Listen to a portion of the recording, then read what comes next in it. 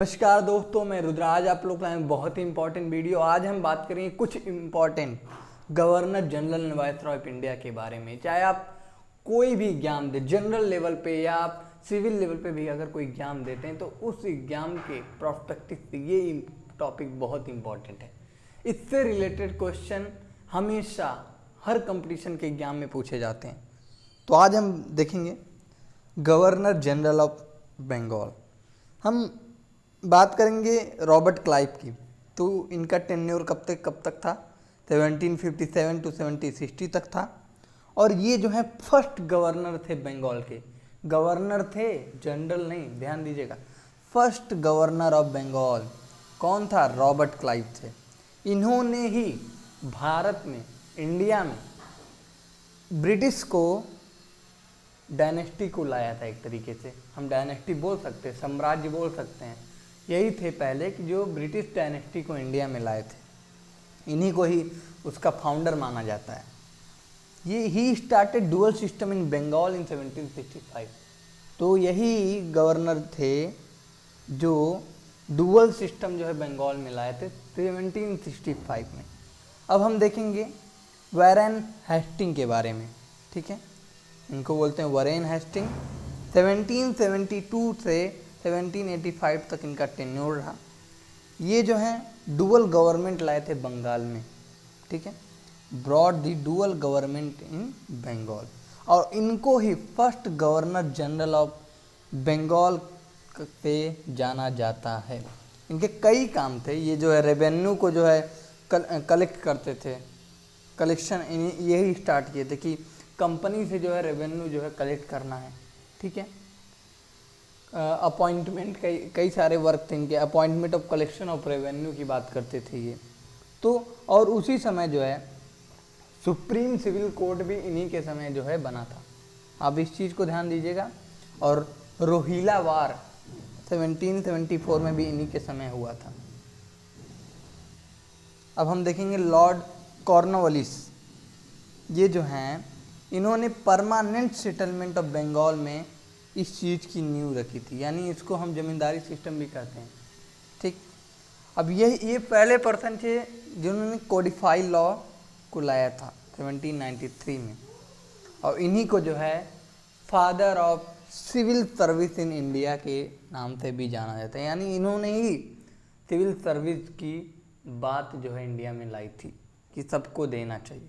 World war इनके समय में थर्ड एंग्लो मैसूर वॉर हुआ था, जिसमें टीपू सुल्तान जो है डिफीट हो गए थे। और ट्रीटी ऑफ श्रीरंगपट्टनम भी इन्हीं के समय हुआ था। तो ये सारे जो इम्पोर्टेंट टॉपिक हैं इन्होंने किया है। इस चीज़ को आप ध्यान दीजिएगा। बस इससे रिलेटेड यही क्वेश्चन पूछा जाता था है कि किसके समय में क्या हुआ था। अब हम देखेंगे लॉर्ड वेल्सले। हम इनकी बात, ये क्या किए थे? Started subsidy alliance system to achieve British permanency in India.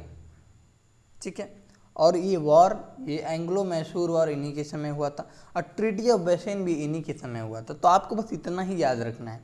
अब इसके बारे में पूरा डिटेल पढ़ना चाहेंगे कि ये क्या है, कैसे है, तो फिर इस पर मैं वीडियो बनाऊँगा अगर आप कहेंगे तो। क्योंकि आप बस इतना जानिए, ये बेसिक लेवल है। हम अब देखते हैं। अब तक हम गवर्नर जनरल ऑफ बंगाल की बात की थी। अब गवर्नर जनरल ऑफ इंडिया की बात कर रहे हैं। तो लॉर्ड विलियम बेंटिक जो थे फर्स्ट गवर्नर जनरल थे इंडिया के। याद रखिए, लॉर्ड विलियम बेंटिक जो हैं first governor general of India थे।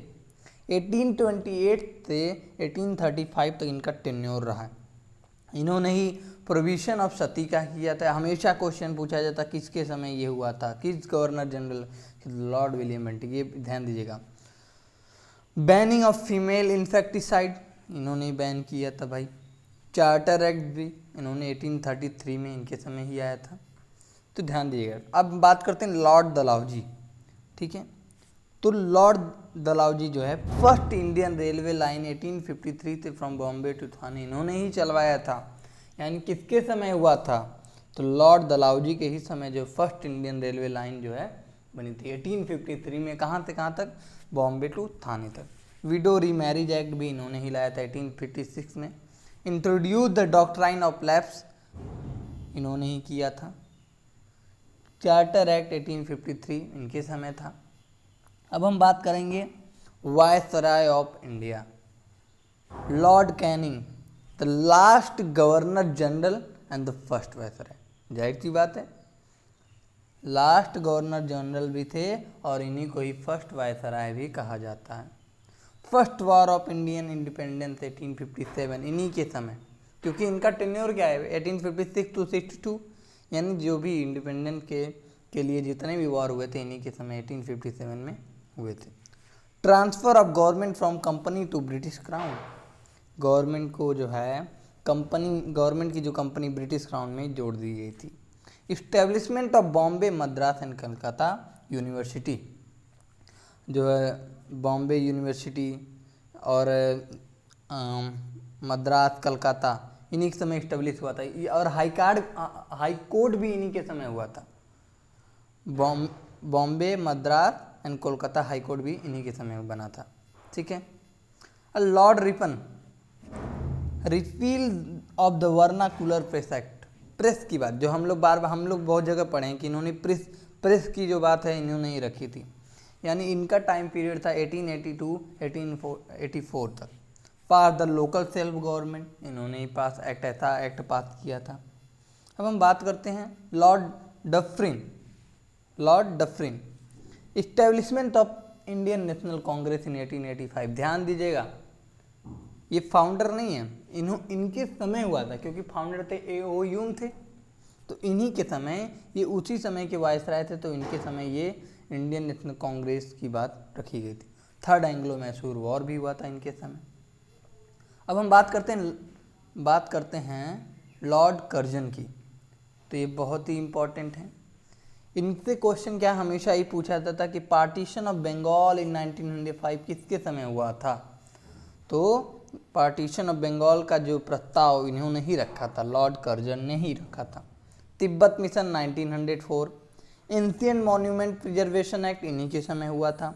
विक्टोरिया मेमोरियल आइडिया इन्हीं के समय हुआ था। तो ये सारी चीज़ें आप याद रखिएगा क्या किसके समय हुआ था।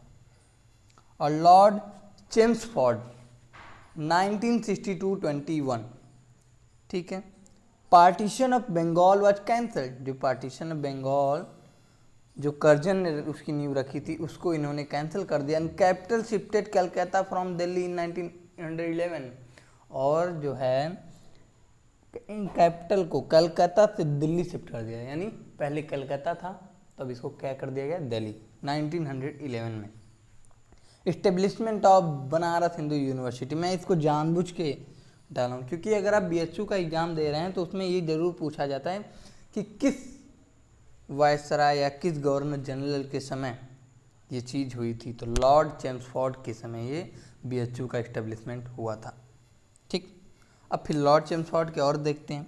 Government of India act in 1990 इन्हीं के समय हुआ था, यानी चेम्सफोर्ड रिफॉर्म भी इन्हीं के समय पास हुआ था। और रॉलेट एक्ट 1990 इन्हीं के समय हुआ था। जलियांवाला बाग मैसेकर इन्हीं के समय हुआ था। इन्होंने नहीं करवाया था, ये इनकी नींव उन्हीं की, जब यही मतलब कि उस समय वायसराय थे उस समय। जैसे हम लोग अभी पूछते हैं कि प्राइम मिनिस्टर क्या है, प्रेसिडेंट, अगर कोई वर्क होता है तो उससे क्वेश्चन पूछा जाता है कि उस समय के प्रधानमंत्री कौन थे जब ये काम हुआ था। हाँ, तो उस समय के वही थे।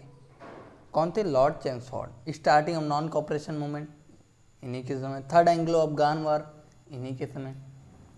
अब देखते हैं Lord Irwin, appointment of Simon commission 1928 इन्होंने ही की थी। दांडी मार्च तो गांधी जी की थी, इन्हीं के समय हुई थी। ठीक है। सिविल डिसओबीडियंस मूवमेंट 1930 में लॉर्ड इरविन के समय हुई थी। गांधी इरविन पैक्ट, गांधी जी और इरविन के बीच जो है समझौता, यानी जाहिर बात इनके बीच समझौता था, लेकिन यही जो है उस समय वायसराय थे। ठीक है। फर्स्ट राउंड टेबल कॉन्फ्रेंस भी 1931 में इन्हीं के समय हुई थी। ठीक। अब देखते हैं लॉर्ड माउंटबेटन, ये बहुत ही इंपॉर्टेंट है। मार्च 1947 टू अगस्त 1940 इनका ये टेन्योर था, इतने समय तक ये थे। ही वो लास्ट वायसराय ऑफ इंडिया, इन्हें लास्ट वायसराय ऑफ इंडिया बोलते हैं। Passing of Indian independence act 1947, यानी इन्हीं के समय जो है लॉर्ड माउंटबेटन के ही समय जो है इंडियन इंडिपेंडेंस एक्ट जो है पास हो गया था। Indo Pakistan division, India Pakistan का डिवीज़न 1947 में ही हुआ था। तो यही उस समय वायसराय थे इंडिया के। And British governance in India came to an end, last में जो है ब्रिटिश का साम्राज्य यहाँ से ख़त्म होता है इन्हीं के समय। यानी लास्ट ब्रिटिशर थे जो इंडिया पे यहाँ वायसराय बन के थे। ये रूल एक तरीके से कर रहे थे, लेकिन इनको भेजा गया था क्योंकि रूल तो ब्रिटिशर्स कर रहे थे, ये तो बस उनके हेड थे। ठीक है, थैंक यू दोस्तों। अगर ये वीडियो आपको अच्छा लगा तो लाइक, सब्सक्राइब और शेयर करना बिल्कुल ना भूलें, और मुझे कमेंट करके बताएं ये वीडियो कैसा रहा और इसमें क्या कमियां थी और क्या चीज़ को इम्प्रूव कर सकते हैं, और आगे मैं किस टॉपिक पे वीडियो बनाऊं जो आपके एग्जाम के प्रोस्पेक्टिव से बहुत इम्पोर्टेंट हो। तो थैंक यू।